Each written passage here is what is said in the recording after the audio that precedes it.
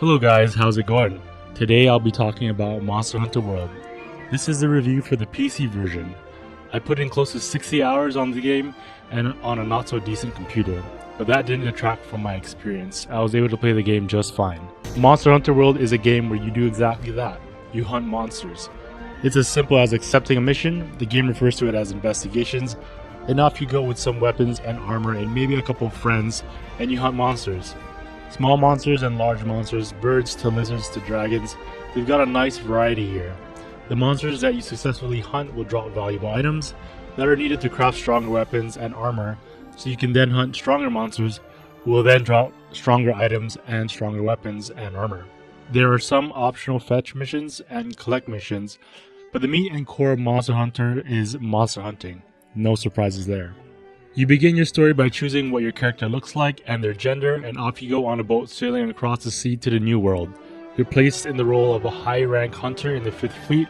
On your way, you're interrupted by a large mountain that rises from the water and breaks up the sailing party. Put her there!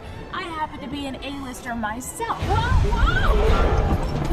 whoa! As you go through the game, the story is told through missions that are called investigations, and each mission is usually investigate or hunt X monster or monsters.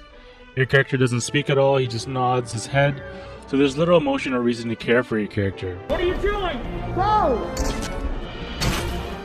You meet some interesting people who help you along the way, but they really are just there to move the story along and get you to your next hunt. There aren't that many surprises, and the story doesn't really do much to make you want to progress and find out more. The real reason you want to play is to hunt monsters, and boy is it fun.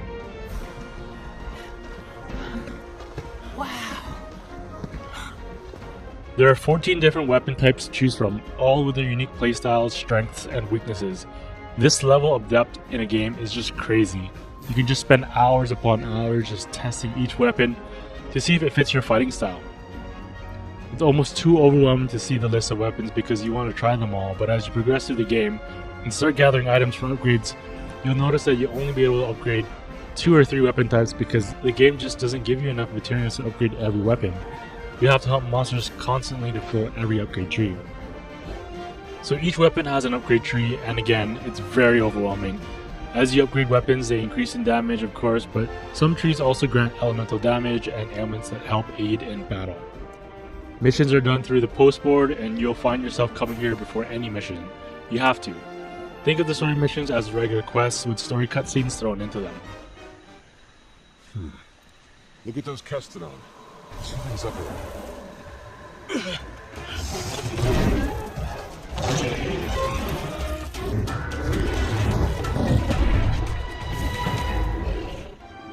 After accepting each mission, you'll be dropped off on the map where that mission is taking place. On every mission, you'll always have your trusted cat companion called a palico who will help in battle and support you with buffs and critical healing. You'll find yourself searching for clues and tracks in order to build research on that monster and eventually track it down. There are 5 distinct open areas in the game for monster hunting, and they are nice and varied, from lush green forests to rotting corpse-ridden underworlds. Each area has unique flora and items that you'll be picking up constantly to aid in battle, such as herbs, antidotes, items that give buffs like boosting attack and defense, and items to use in your trusty slinger. You use this a lot. As you progress through the game, and especially late game, you find certain items like the flash spot to be vital in survival. You can blind monsters and, more importantly, bring flying monsters to the ground, cancelling some of their big attacks. The combat system is varied, and that's because of the wide selection of weapons.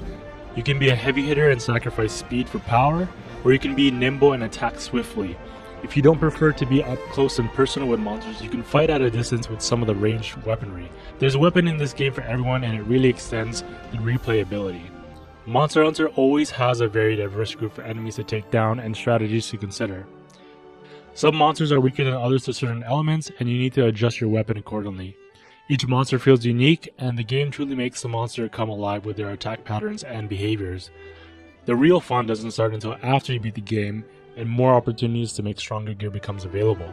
The recipe for fighting monsters to collect items is nothing new, but Monster Hunter takes that formula and creates an amazing and addictive experience. The monster and weapon sound effects are all believable and realistic as they get. It's always satisfying to hear your blade hit a monster's weak spot, and equally as satisfying to hear the weapon elemental effects. you really feel the weight and impact of your attacks.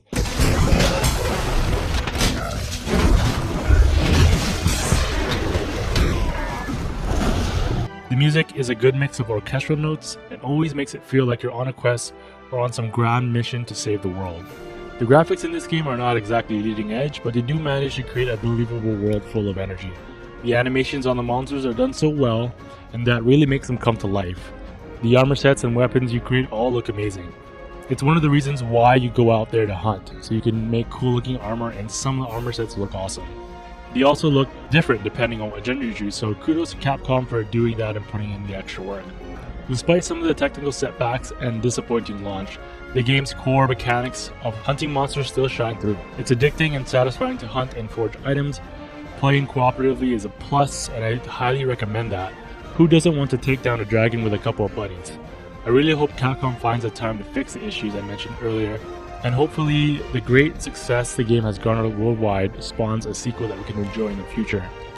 My score for Monster Hunter World for the PC is an 8.5 out of 10.